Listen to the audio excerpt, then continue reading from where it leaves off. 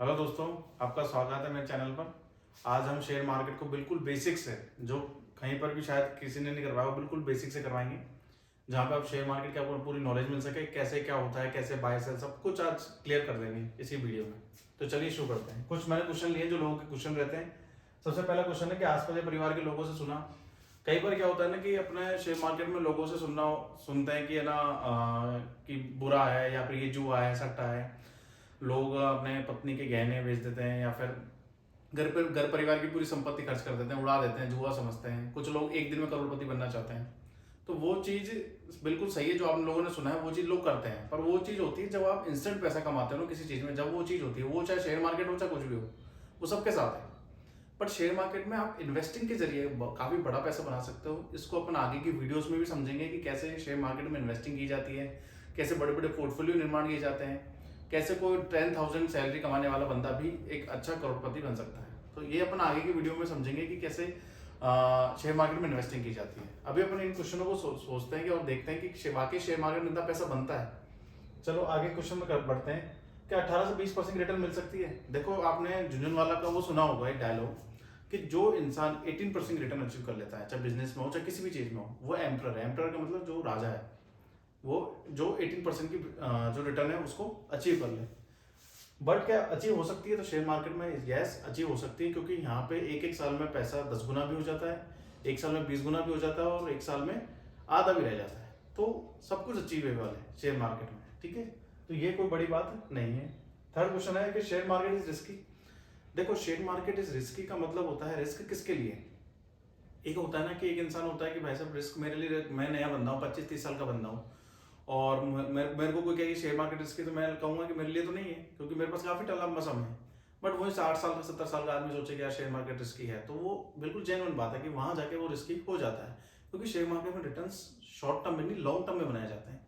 और long term in the sense 3 to 5 years plus, मतलब 3 से 5 साल से ज्यादा। अब हम आगे चलते हैं।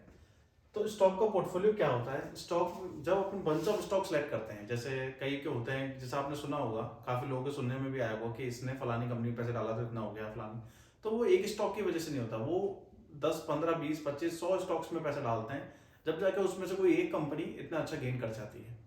बट वो एक कंपनी इतना अच्छा गेन कर जाती है कि वो मल्टीपल टाइम्स ग्रो कर जाती है। आप ये नहीं कह सकते कि वो केवल 1000 गुना होगी, 10,000 गुना होगी, वो एक एक लाख गुना भी हो सकती है। उसका एग्जाम्पल है विप्रो ने इतना रिटर्न कैसे दिया। इसी क्वेश्चन में उसका आंसर है कि विप्रो ने आज से 40 साल पहले किसी ने विप्रो में 10,000 रुपए डाले होते, ठीक है, 10,000 रुपए डाल दिए। अब आप कहूंगा आज से 40 साल पहले 10,000 रुपए बहुत बड़ी बात है। वो मैं अभी आता हूँ उस बात पे भी कि 10,000 रुपए वाकई में उस समय बहुत बड़ी बात थी। बट आज वो 700 करोड़ रुपए बन गए होते हैं, ठीक है ना। ये तो केवल शेयर की वैल्यू है, डिविडेंड तो कैलकुलेट ही नहीं किया। पर आप कहते हैं कि सब 10,000 तो थे ही नहीं, सब 1,000 रुपए थे, तो कितने बन गए? 70 करोड़ रुपए बन गए। पर आपको सॉरी 1,000, तो आपने कहा कि यार 1,000 रुपए भी नहीं थे उस समय 40 साल पहले, तो आपने कहा कि यार 100 रुपए थे, तो कितने बन गए? 7 करोड़ रुपए बन गए। कोई इंसान क्या है भाई साहब, बिल्कुल बिल्कुल बिल्कुल जो झाड़ू पोछा लगाता हो कि भाई साहब 10 रुपए ही थे उस समय, तो ये बन गए लो 70 लाख रुपए। क्या 10 रुपए 70 लाख रुपए बन गए? तो बन गए सर। अब तो नहीं कह सकते ना कि आप 10 रुपए भी नहीं थे, तो ऐसा नहीं होता है, ठीक है। तो वो चीज है कि विप्रो में 40 साल में 10,000 रुपए रिटर्न दे दिया। और इतनी की तो लोगों की सर्विस होती है, एक प्राइवेट में या गवर्नमेंट में कोई काम करता है तो इतनी तो लोगों की सर्विस हो जाती है काम करते करते। तो 40 साल कोई बड़ी बात नहीं है। मानता हूँ ये पैसा उस पीढ़ी के काम नहीं आएगा जिसने पैसा लगाया, जिसने इन्वेस्ट किया उसके शायद काम नहीं आएगा, पर उसके परिवार के लिए जरूर काम आएगा, ठीक है। ये उसके परिवार के लिए काम आएगा, उसके लिए काम नहीं आएगा। रही बात basic of share market investing, तो बेसिक यही है। बेसिक का मतलब ये है कि आपको पहले इन्वेस्ट करने से पहले अपने आप को इवेलुएट करना पड़ेगा, अपने जो फंड्स है, सोर्स ऑफ फंड्स है, उसको एनालाइज करना पड़ेगा कि कहाँ से मैं पैसा लाऊंगा, कहाँ से मैं लगाऊंगा। और जो इंसान पर मंथ इन्वेस्ट करता है ना, जो लमसम इन्वेस्ट करता है वो नहीं, जो पर मंथ इन्वेस्ट करता है वो हमेशा बेनिफिट में रहता है। उसका रीजन ये है कि उसके पास पैसा एक तो इकट्ठा नहीं होता। तो ये वो क्या होता है, बौखलाता भी नहीं कि हाँ यार इसी शेयर में इन्वेस्ट करना है या इसमें ज्यादा अपॉर्चुनिटी है तो पूरा पैसा उसमें लगा दिया। एक मतलब वो अपनी साइकोलॉजी बनाना चालू कर देता है।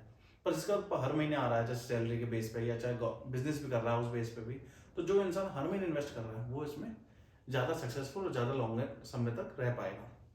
अब इसमें अपन देखते हैं कि शेयर मार्केट की जो अपन इन्वेस्टिंग कर रहे हैं तो उसमें आगे कैसे चला जाए, मतलब उसमें आगे कैसे बढ़ा जाए, कैसे उसमें चीज़ों को समराइज किया जाए, कैसे इन्वेस्टिंग का पहला कदम उठाया जाए। कि पहला सबसे पहले डीमेट अकाउंट खोलना पड़ता है, फिर उसके बाद उसमें स्टॉक्स को एनालिसिस करना पड़ता है। तो आप सबसे पहले स्टॉक्स को एनालिसिस कीजिए और सबसे पहले आप अपने घर से स्टार्ट कीजिए कि है ना घर में क्या क्या प्रोडक्ट यूज़ हो रहे हैं, चाहे साबुन, तेल, कपड़े धोने का साबुन, कुछ भी जो यूज़ हो रहा है ना, मतलब पोछा लगाने का, मतलब जो भी चीज़ फिजिकली या फिर जो भी लिक्विड फॉर्म में यूज़ हो रही है, जो भी खाने के टर्म में यूज़ हो रही है, चाहे चावल को लेकर, जो राशन पानी को लेके, तो उन कंपनीज की लिस्ट बनाइए और उनमें से देखिए यार इन कंपनियों के प्रोडक्ट्स तो मैं पता नहीं कितने सालों से यूज़ कर रहा हूँ, और उन कंपनियों को देखिए कि वो मार्केट में लिस्टेड है कि नहीं।